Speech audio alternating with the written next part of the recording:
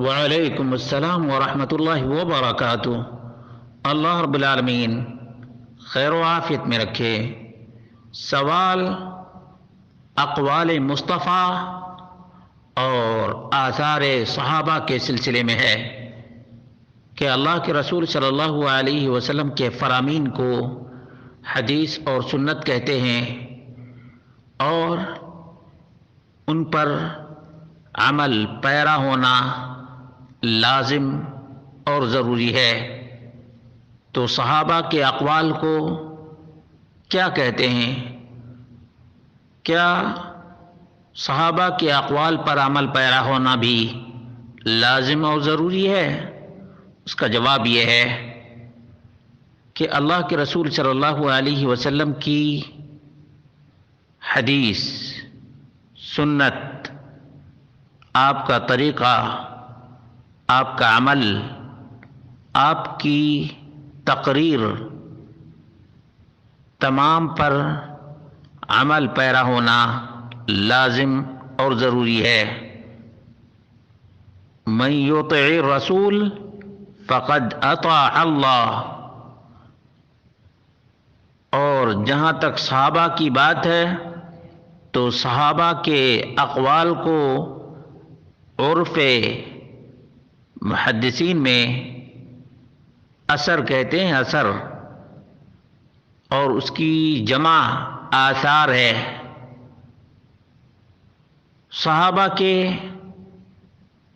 اور صحابہ میں خاص طور سے خلفائے راشدین کے ان آثار پر عمل پیرا ہونا لازم اور ضروری ہے جو قرآن و سنت کے خلاف نہ ہو، جو قرآن و سنت کے خلاف نہ ہو۔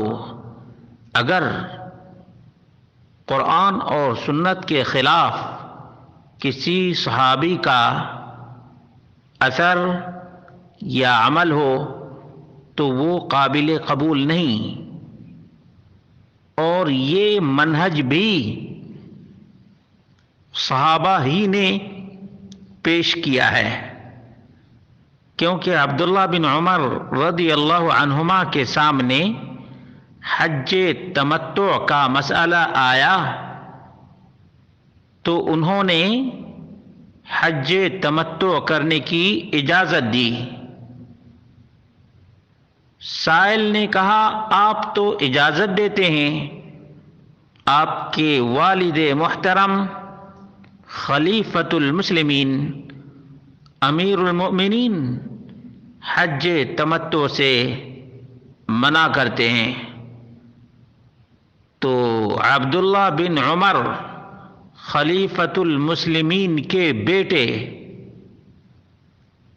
نے جو الفاظ اس وقت ادا کیے وہ سنہرے حروف میں لکھنے کے لائق ہے۔ امر ابی یتبع ام امر رسول اللہ صلی اللہ علیہ وسلم، رواہ الترمذی۔ میرے رسول صلی اللہ علیہ وسلم کی بات مانی جائے گی یا میرے باپ کی بات مانی جائے گی؟ سائل خاموش ہو گیا، جبکہ عمر بن خطاب رضی اللہ عنہ کا مقام بہت ہی اعلیٰ اور بہت ہی بلند ہے۔ اس کے باوجود رسول اکرم صلی اللہ علیہ وسلم کے فرمان اور آپ کے فیصلے کے خلاف ان کا اجتہاد تھا تو ان کے بیٹے نے خود ٹھکرا دیا، جو خود بھی صحابی۔ معلوم یہ ہوا کہ صحابہ معیار ہیں مومنوں کے لیے۔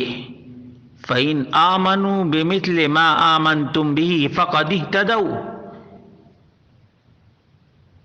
اے صحابہ، تمہاری طرح سے بعد میں آنے والے ایمان لائیں گے تو ہدایت پائیں گے، ورنہ ہدایت سے محروم رہ جائیں گے۔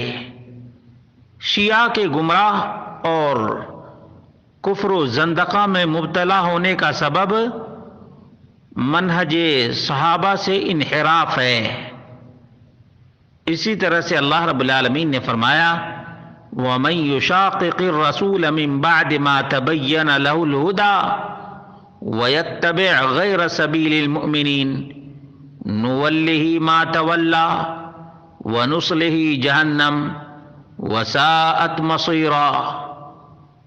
یہ سورۃ النساء کی آیت ہے کہ اللہ کے رسول صلی اللہ علیہ وسلم کی سنت واضح ہو جانے کے باوجود خلاف ورزی کرے اور مومنوں کی راہ بالکل ہی کلیئر اور واضح ہو، اس کے باوجود صحابہ کی راہ سے گریز کرے تو جدھر جائے گا ادھر ہی اللہ رب العالمین پھیر دے گا، پھر جہنم کا ایندھن بھی بنائے گا۔